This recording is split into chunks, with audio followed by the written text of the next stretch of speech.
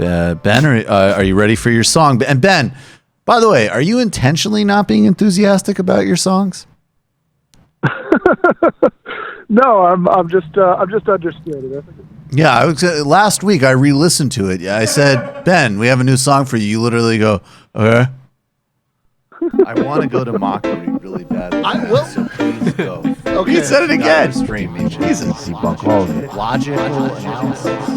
You're going to show us how to argue now. Go. This is based on data from a bunch of different countries. There's abundant evidence that at this point that's bullshit. Break it down. Break it down. Break it down. Jesus, Michael, I'm trying to be understated. I'm trying to play it cool. I mean, you're not helping. Have you considered taking on the DJ name Debunk? I like that. No response. No. Ben, did you hear that? Yeah, I did.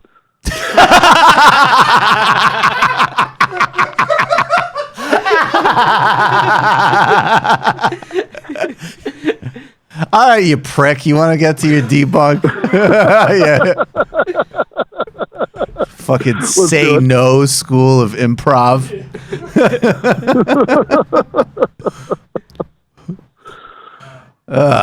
Jesus Christ. All right, Ben, what do we got? All right. We have got some clips about the minimum wage because, of course, the House just voted to increase it to $15 an hour.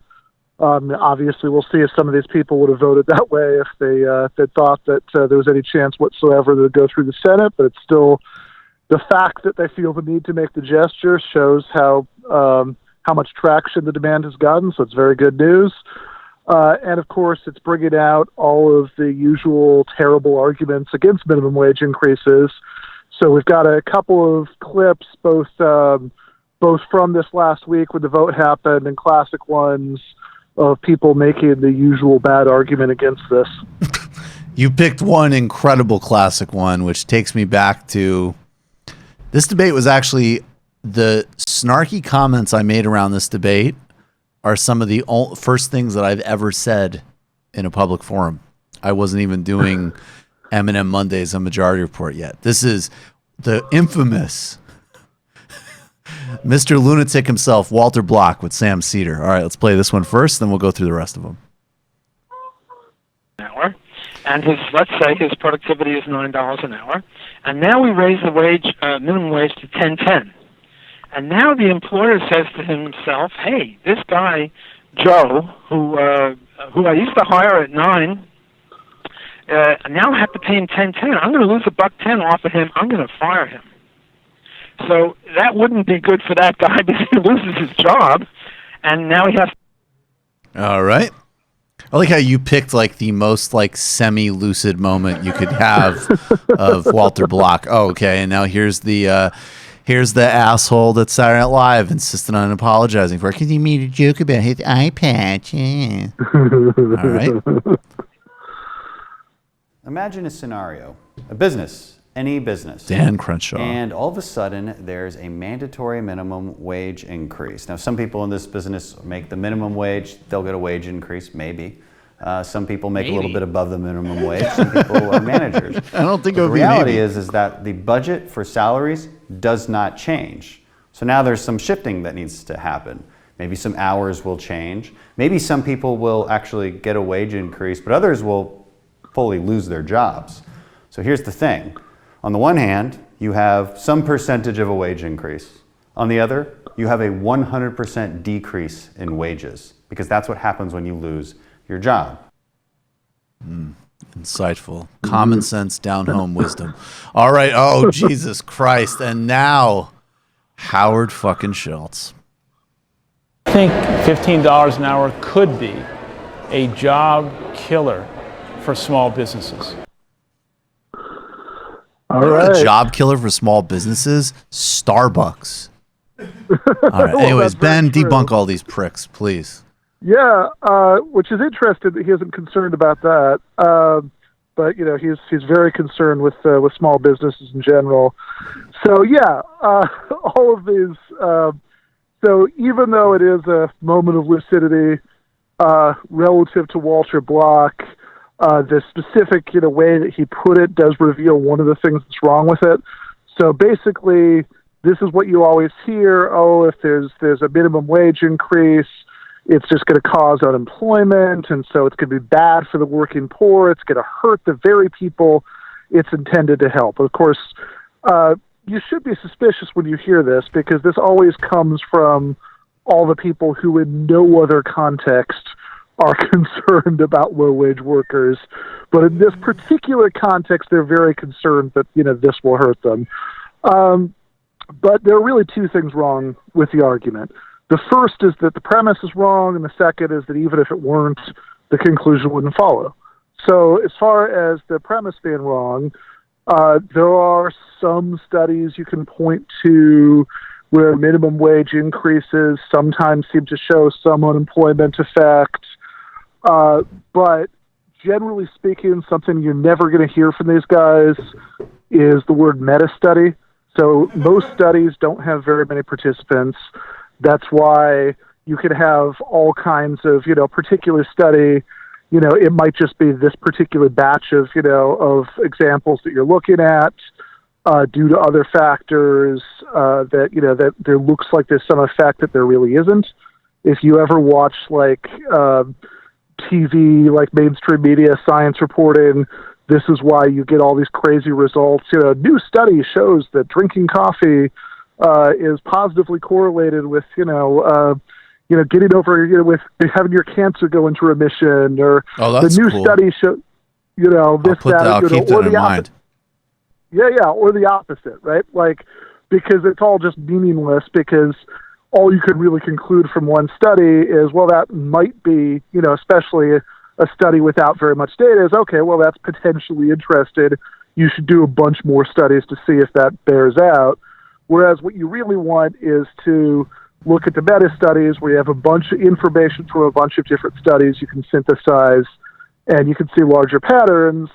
And when people do those, at least the ones where you put everything in instead of just cherry-picking your favorite studies, those show either almost no effect or no effect whatsoever on unemployment from minimum wage increases. They have been studied. There's a great report from a few years ago from the Center for Economic Policy Research that goes through all of this at a level of detail that I'm certainly not going to try to reproduce, but it's really worth checking out. So that's one thing. But then the other thing is that even if it were true that that minimum wage increases had some kind of correlation with unemployment, they led to some unemployment, the conclusion wouldn't follow, right? That, in other words, just because, okay, unemployment, is bad for the people who are unemployed, therefore, it's, this is an overall harm for low-wage workers, an overall harm for the working poor. That just doesn't follow in the same way that it doesn't follow that, because vaccines have things in them that could be dangerous, therefore, vaccinations are an overall bad idea. Or, it doesn't follow that because you have if somebody takes some money out of their bank account to invest in stocks, that, okay, now they have less money in their account than they had before, therefore it's a bad idea for them financially. So, in fact, there are a lot of other effects of the minimum wage besides unemployment. So, this is, in fact, I think this was where I was talking about this the very first time I was on TMBS,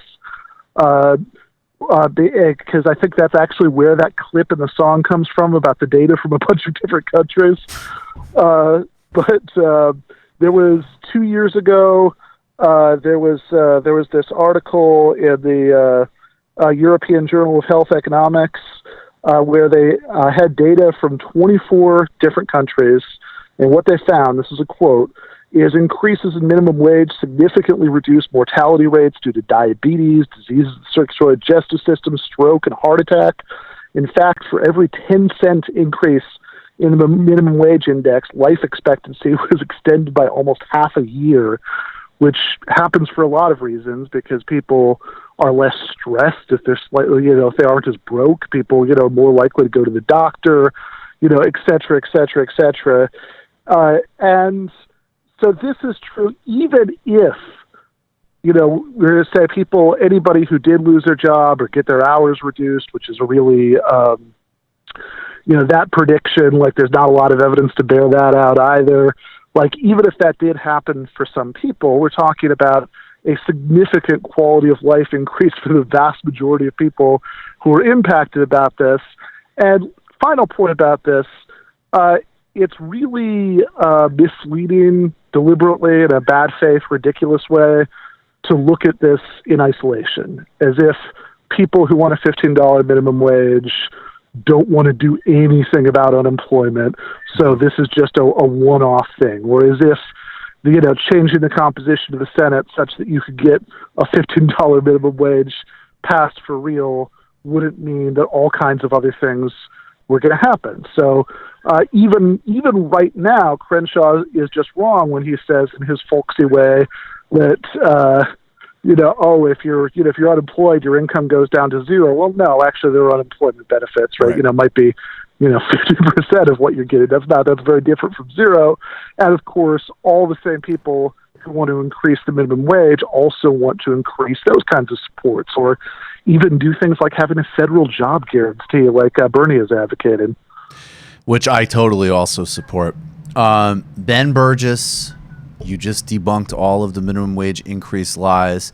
You should immediately order Ben's book, give them an argument, Logic for the Left, and also get on Ben's Patreon page. A lot of positive feedback for our Sopranos conversation, Ben. Nice. Thanks, brother. So, all right. And always appreciate the high energy. Bye, Ben. Joshua said, you heard Joshua's feelings. He came all the way over from the West Coast to teach us how to actually win some campaigns, Ben, not just own some troll on Twitter. And who we can punch. I actually and who came you to can make punch, that who can't dad punch. joke, though. That was the reason why I came on the show. I was like, oh, Ben's going to be on the post game. Right. I can make the DJ. And you can make the DJ Debunk joke. And Ben gives you nothing. Just the same way Ben gives nothing. Ben is a zero minimum wage increase of creative encouragement. Hey, I laughed. What more do you want from me? Ben, we love you. Talk to you soon. All right. Thank Love you too, you. brother. Bye. You've just watched a Michael Brooks show video, and you can watch all of our full main live shows every Tuesday night at around 7 p.m. Eastern Time, and subscribe to get all of the clips you want. We're covering the globe. We're focusing on international relations, the intellectual dark web. We're having fun. We're doing deep dives with a lot of amazing guests. Of course, become a patron for the whole thing at patreon.com/TMBS, or subscribe to this YouTube channel and help us keep growing and get that content out there. Subscribe below.